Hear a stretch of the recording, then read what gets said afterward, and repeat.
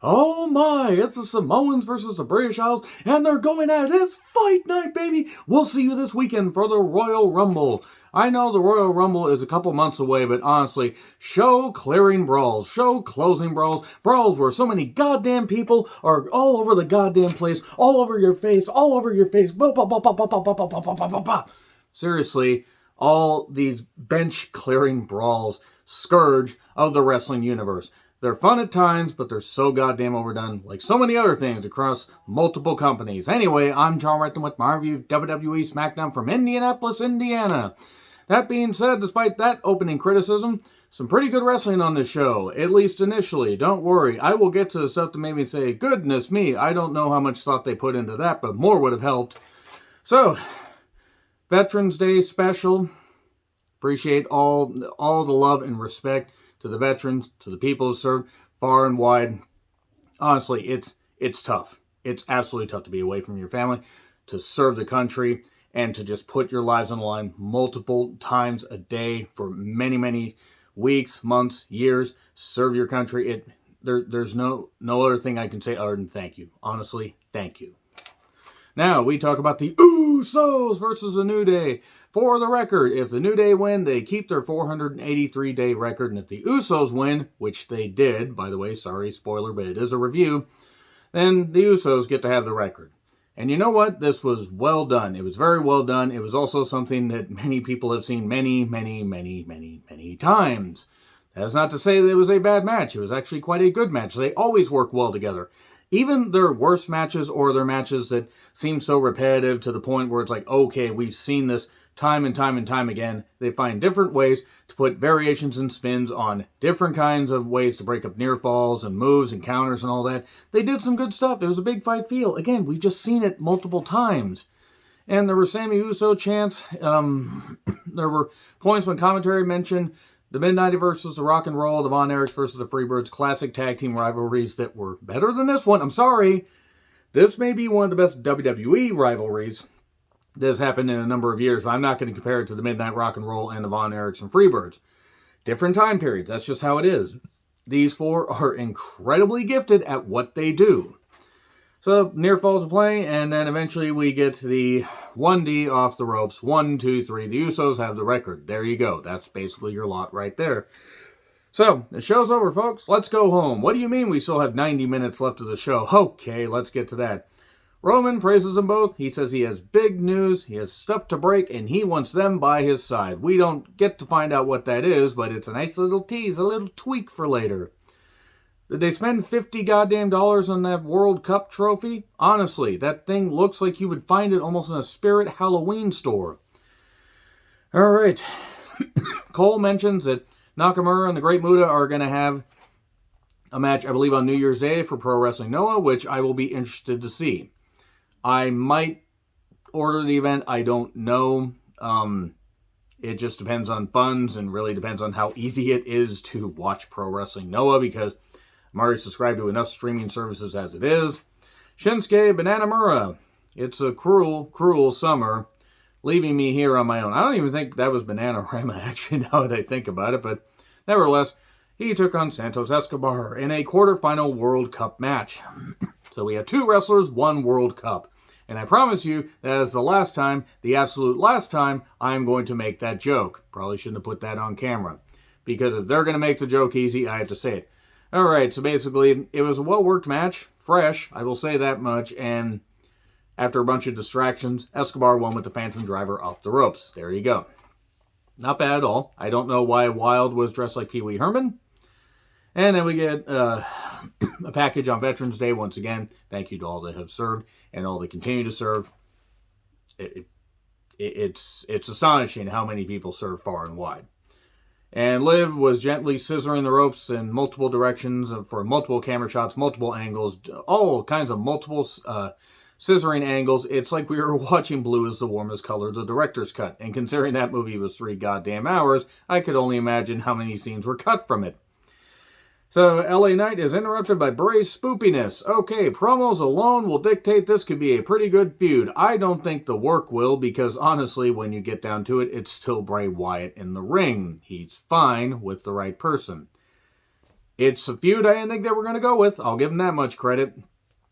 LA Knight's probably going to win because they're going to have Bray go down the rabbit hole more, and it's going to be like, oh, well, the fans still love him if he keeps losing, like how they stopped loving him, how we stopped loving him, or at least stopped rooting for him when he kept losing, because eventually when you take away our favorites, we're just going to stop rooting for them, and then you're going to wonder why we don't care about the show. Vince, thank God Vince is gone.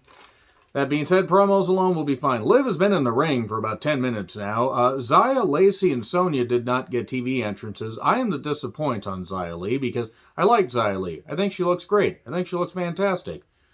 And she has a good moveset. Sonya had her best match against Liv recently, as of last week, and Lacey is also there. Shotzi got a big entrance. Raquel got an entrance in the six-pack challenge #1 contenders match, and oh boy. Oh, I think Liv was the only one that got natural reactions out of this. Shotzi maybe a little bit. Nobody gave a shit about Raquel. They piped in a whole bunch of crowd noise.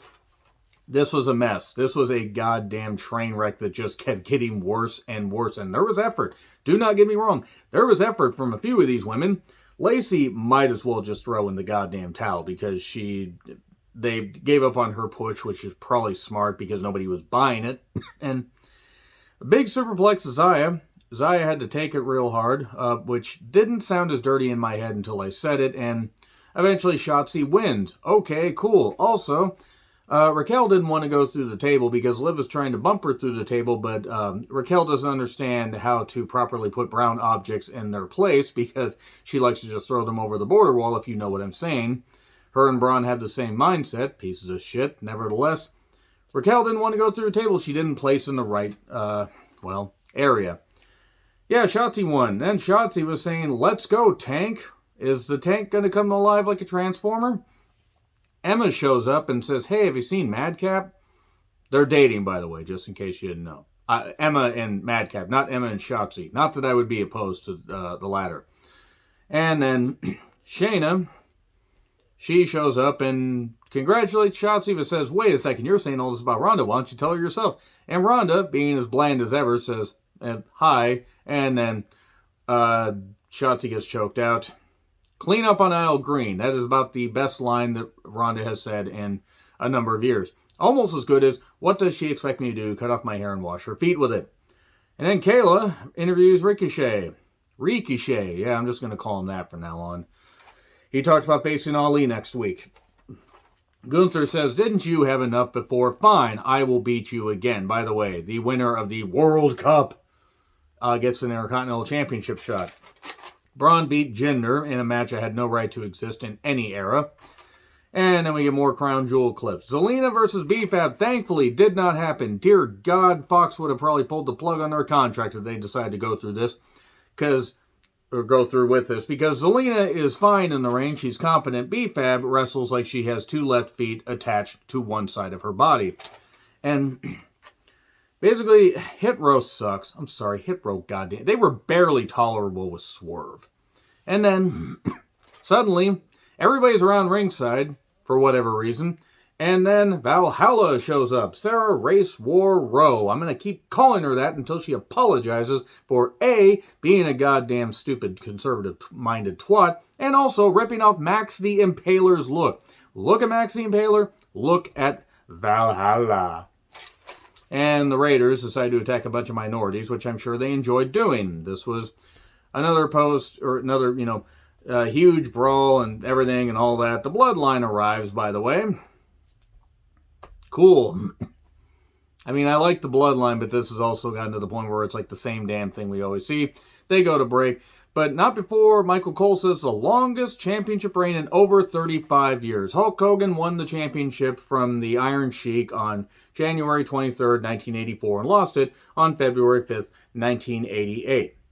For those of you who aren't math majors, we are still in 2022, and that is not over 35 years ago. Michael Cole can't do math. He can't do Steiner math. Nobody can do Steiner math. I don't even think Scott Steiner could do that promo again if he tried. But yeah, 1,474 days. And it's not over 35 years ago. Granted, Roman Reigns' title reign is very, very long, and it should be appreciated for good, bad, or indifferent. But facts are facts. Believe me, I don't like praising Hulk Hogan in this day and age, but facts are facts. So, he doesn't get to announce what it is because Ridge, or whatever his announcement was, because Ridge and Pete Turdoon show up. And then Sheamus is back. And then he can't get his mic to work. And Reigns is like, you can't even get your mic to work. And then they decide to just have a brawl. And they're getting beat down. Suddenly Drew shows up. Here's our War Games match, ladies and gentlemen. And we will see you this weekend for the Royal Rumble. Yeah, that's about it for SmackDown. Let me know your thoughts in the comments. Like, share, subscribe, Twitter handle in the description. I'm John Rutland. I'll see you soon.